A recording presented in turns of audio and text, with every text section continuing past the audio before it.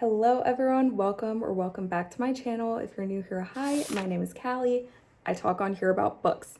Today's video I'm very excited for. I'm going to be talking about my 2026 reading goals, as well as my last, current, and next read / reads, because I start multiple books at the same time, which is unfortunate. I'm going to start off the video by talking about my 2026 reading goal. I set my goal at 45 books, which I feel like is very attainable for me, while also still challenging myself, especially with the stage of life I'm in right now. It's very busy and chaotic. I feel like that's a great goal. I have one book down already. I DNF'd another book. I'm still one book ahead of my goal. We're on top of it. I also want to make sure that I read every single day. Reading is something I love and I'm passionate about, but last year it just wasn't a priority to me. There were, I think, 2 months last year when I read nothing. Like, other than stuff for school, I finished no books for my own personal enjoyment. Another goal I have is to journal in my reading journal more consistently. I have a brand new reading journal that I got a few years ago as a Secret Santa gift, and she's brand new. I'm really excited to update this. I'll probably do it after I finish filming. I'm also not going to put as much pressure on myself this year to finish books that I start and I dislike, unless I obviously have to read it for class, which is unfortunate, but it happens. I've already DNF'd a book this year, and I was only, I think, 100 something pages away from finishing, but it was a waste of my time. I wasn't enjoying it. I knew the ending wasn't going to change my mind, and I had already wasted months of my time with it in the back of my mind. And it just would have been so much better if I just DNF'd it earlier. Because why would I be reading something that I'm not enjoying when I could be finding a new favorite book?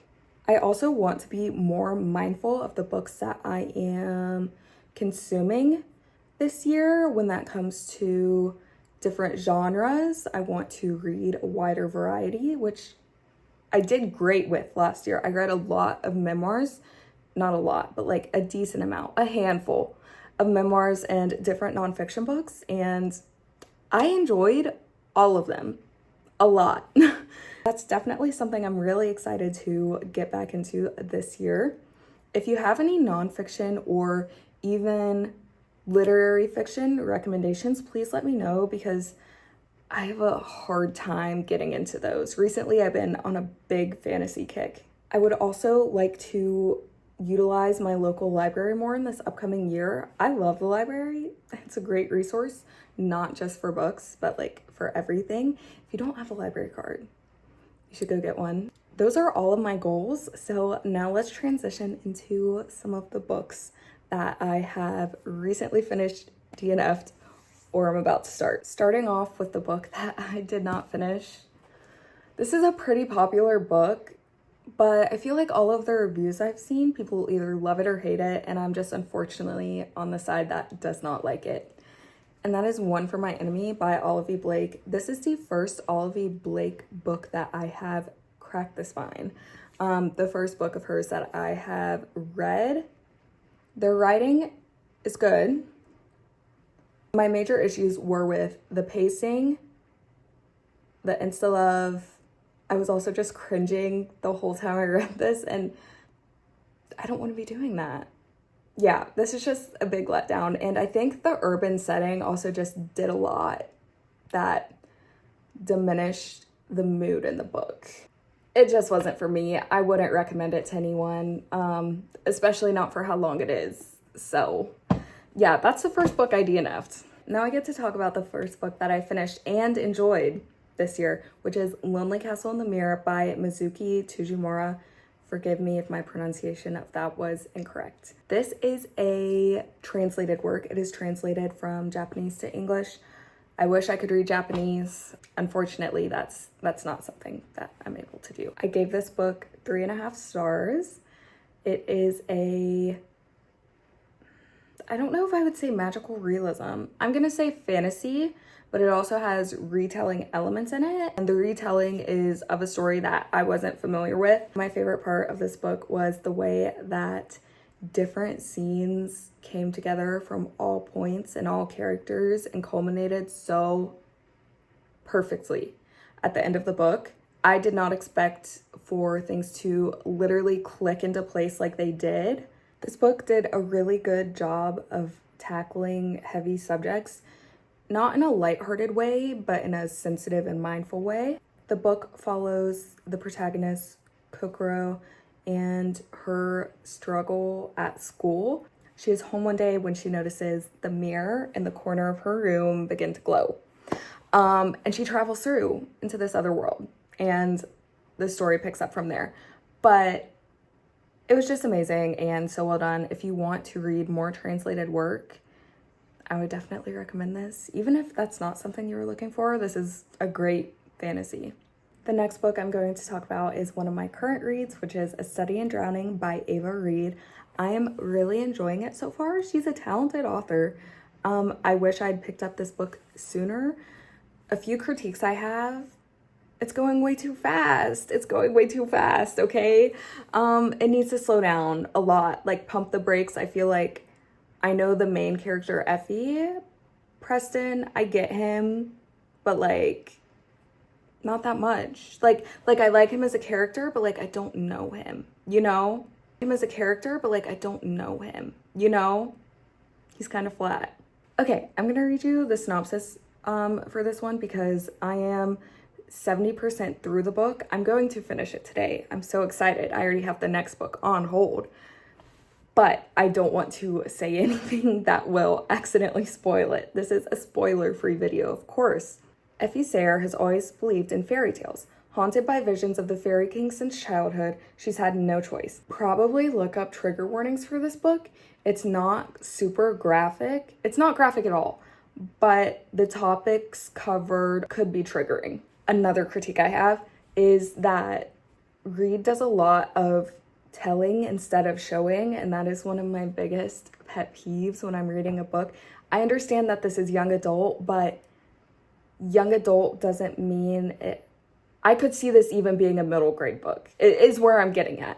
I mean, maybe not with some of the content, but like the writing itself could definitely be middle grade, which is fine. I enjoy middle grade books, but haunted by visions of the Fairy King since childhood, she's had no choice. Her tattered copy of, I'm going to pronounce this wrong, On Guard. No. I'm listening to the audiobook, but I don't remember how it's pronounced.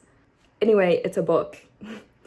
Emery Meerden's epic about a mortal girl who falls in love with the Fairy King, then destroys him, is the only thing keeping her afloat. This is another thing that's been bothering me. Drowning is used as a metaphor throughout the entirety of the book so far, which I think is great, especially in the context it's used in. However, it's so obvious. You, like, trust your readers a little bit. I guess that's what I'm getting at. Trust your readers. Don't be like, this is a metaphor. Like, it's almost word for word in a few parts, which the repetitive nature of this book, I'm also not enjoying that much, but it's good. It's good. I'm here. I'm set. Let's continue. So when Meerden's family announces a contest to redesign the late author's estate, Effie feels certain it's her destiny. But musty, decrepit Hiraeth Manor is an impossible task, and its residents are far from welcoming, including Preston Hillary, a stoddy young literature scholar determined to expose Meerden as a fraud. As the two rivals piece together clues about Meerden's legacy, dark forces, both mortal and magical, conspire against them. The truth may bring them both to ruin. Obviously, I've had a lot of critiques of this book. That does not mean I'm not enjoying it. I still think the concept, the plot, it's very good. It's very good. Not like out of this world unique, but like I'm enjoying it. I love a young adult fantasy. Last year I read so much young adult fantasy, and I'm so excited to read more this year. So far, I would recommend this book to you, but keep those things in mind. The other book that I'm currently reading is Out on a Limb by Hannah Bonham Young. I don't want to talk too much about this because I'm only one chapter in. I like to go into books kind of blind. I know this is an accidental pregnancy trope, which will be interesting. I'm really excited to read about how the author writes these two characters and the characters specifically, not necessarily their romance, The author, Hannah Bonham Young, was born with a limb difference, which her main character, Wynne, also has. She writes about in the author's note, which I thought was really interesting. So I'm just very excited for that aspect of the book, but maybe it'll be a good romance too. I'm going to now talk about my 2 upcoming reads. All of my Libby holds came in at once, which I'm not complaining, but I have got to grind. I've got to grind these out, okay? But I'm so excited to read them. One of them is The Maid by Nina Prose. I think this is the same. This is what the Netflix show is based off of. And when the show came out, I did watch it, but I don't remember anything apart from like a few scenes. So I'm excited to listen to this. The next book I have is Powerless by Lauren Roberts. Now, I'm intrigued. I am going to say something. I am a lover of Red Queen by Victoria Aveyard. It is one of my favorite series of all time.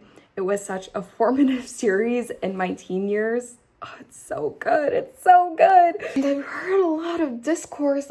My phone keeps running out of storage, so we're going to keep this short and sweet. I've seen the discourse. I want to know. I'm nosy. I'm intrigued. That's about it. And I love Victoria Aveyard, so I'm her #1 defender. Thank you so much for watching. Let me know what your 2026 reading goals are, what you've been reading, what you are reading, what you want to read, all of that stuff. Make sure to like, comment, and subscribe, and I will see you soon.